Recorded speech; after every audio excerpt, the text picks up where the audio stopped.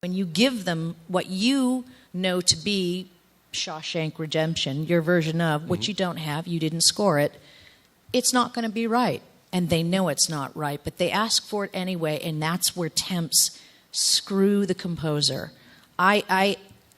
It's like it's a necessary evil to a lot of people now, and music editors have become like, and supervisors have become like weird tonal film composer people, and there's a lot in the audience right now. Yeah, and it kills kind of like what you're, like, I've tempted with this, I've tempted with that, and we're thinking it should be, okay, that's great. But that's why now we have a new responsibility as composers, and it's kind of what Chris was saying, was like to really know what they mean when they say blue, and really, ask them what it is about this temp that you like, or you say it first, like, what I really like about this temp in this scene is X, Y, and Z, and then say what I don't like about it, or what I would do differently might be this, or the thing about this temp is that it wasn't tailored to this scene. I think it's a really cool piece of music, and it's got it's really ironic, and it's really blue, and I think I would probably bring in the ironic part a little later, and make them feel that you're seeing this kind of with fresh eyes, fresh ears. They know all the shots they didn't get. They know all the lines they cut out. They know all the budget cuts they had. They know the actor that they originally wanted. They knew the song they couldn't afford. And you don't know any of that stuff. So you have to make them feel like what they've got is really perfect, except that what you would do was really make it unique to this situation. And so you do have to be kind of a psychologist and a Well, it goes back to being a tailor filmmaker. If you're a filmmaker, then you're going to speak to them, and of course, with their jargon, and with not in a phony way, but because you're a filmmaker. That's the thing about how did we all end up on this stage? Because we did that process, and then we got here. Right. Years and years of this and working it, and what you battle are we going to fight? Off, but you got to try to put your own. Yeah, it's tough because there are some legal issues now as well. Temps? Yeah. Do they have temps when you guys? You've been doing it for 20 years. Yeah, See, I didn't. they were starting. Oh, they're starting. Okay, because when I started, when I was working for doing Roger Corman movies. They didn't have temps. Of course they would talk about, can you make it sound like Jerry Goldsmith? Yeah, well, we did a lot of that. A lot of times they actually gave us the option in the beginning. They would say, do you want to hear it with the temp? And we would always say no at first. And then occasionally I'd just be curious. And just in a scene or two, I'd say, what did you use there? And then I could either say, oh, there's something interesting about that, or say, no. But a lot of times in TV, which is different, I don't know if you guys had this, but the editors in the editing bay always come back with their own version of how it should be spotted. And then you're the ones that are just going, well, I guess that's a good spot. And, am I going to argue with the editor here? But I've gotten to the point where I've been like, in spotting sessions where I'll say, could you split the music out now from the dialogue? We need to have access to not hearing this entire reel without music. I need to hear reel 4 with nothing in it. I don't want to know what the editor thought should be there, and then listen to it and then talk about where things need to be placed. That wouldn't happen in film. That happens in TV. So that's a difficult process. That's something, as composers, we have to fight with a lot, is where things are really spotted. I mean, do you have that issue? It's funny, on Pushing Daisies, there was actually and this is kind of a get-out-of-jail-free card for some of us. There has been some lawsuits about scores being too close to temps.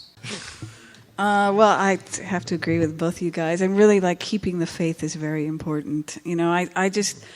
I am so lucky and blessed and all of that stuff that I've been able to make music in so many different ways throughout my life. And it just started as a little kid, bing, bing on the piano. And I have such an extensive personal relationship with playing the piano. And it's been able to allow me all of these things. And as long as I care about it that way, every time I'm in front of it, here I am turning 50. I get to look back on all the things I've done and say, there's my body of work. And some of it's really, really good. And even the things that I didn't think I cared about so much, I actually hear in it now. I did try to care about it. And I think that's important for all of you guys to do. Even when you're ripping stuff off or whatever it is, if you really care about it and there's this phrase that we like to use called master the obvious. And it's a helpful little crutch sometimes when you don't know what to do.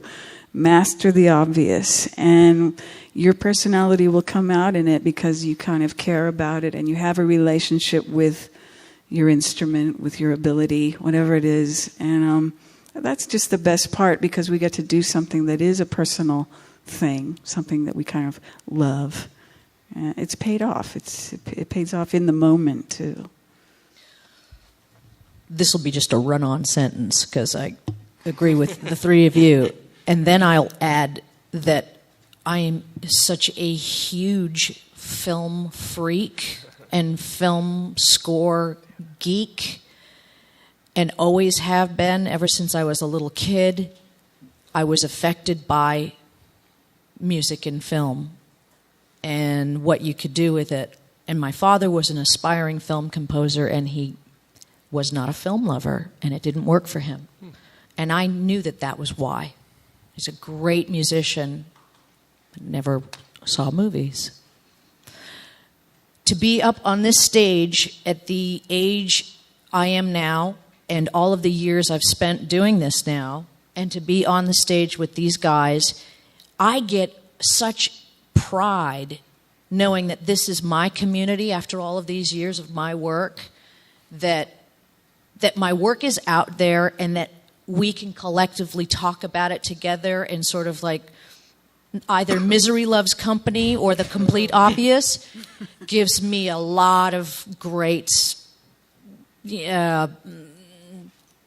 feelings about my career and how I'm doing. And I think that I will always continue to keep trying to do this.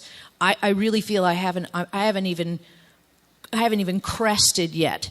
You know, when we first started, I don't know if you still hear it, but when we started years ago, they had this list of composers. When we were with agents, it was either the A list, the B list, the C list, and the D list. And everybody, even if graduating from NYU or USC, wanted the A guy, but they couldn't afford it. So they'd go to the B guy. Is the B guy available? No, the B guy's not available, but there's a zillion C guys. Who's the fish that's going to get the C? Everybody's going to like, wah, it's like piranhas, wah. We started on the D. So we got all of this like, I'm not touching that. Ooh, oh, you know. We were like, I'll take it. We spent years doing that. So we're now sort of like, I think sort of cresting into, I'm not going to say what letter I think it is because that's my own thing, but we're continuing to move, and being on the stage with all these guys here just makes me feel like I'm making that much more of an effort. So that's what it's done for me. Well, thank you all.